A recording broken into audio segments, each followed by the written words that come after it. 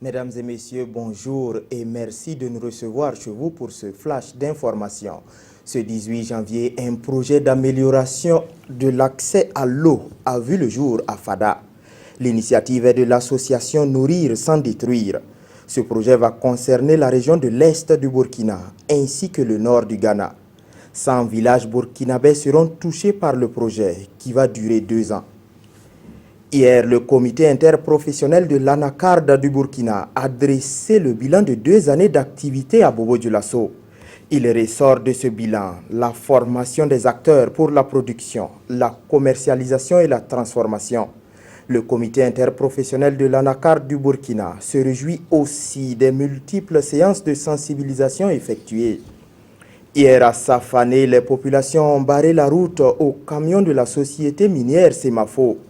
Elle reproche à ces véhicules de détériorer la route et de soulever plein de poussière. Face à cela, les autorités administratives ont réuni les différentes parties pour trouver des solutions. La société minière Semafo s'est engagée à arroser la voie en attendant d'entreprendre des travaux de réparation. L'ambassadeur de France au Burkina est en tournée dans les hauts bassins depuis hier. Xavier Lapère de Cabane a profité de son séjour à Bobo-Dioulasso pour remettre à l'École nationale des sous-officiers de la gendarmerie des gilets, des GPS et des paires de menottes. Il a également fait un don de vivres aux anciens combattants avant d'échanger avec eux sur leurs préoccupations. Des scènes de manifestations anti-Trump hier à Washington. Toute la journée, des échauffourées ont opposé des activistes et la police anti-émeute. Plus de 200 personnes ont été interpellées pour violence. Les manifestations vont se poursuivre aujourd'hui encore dans la capitale américaine.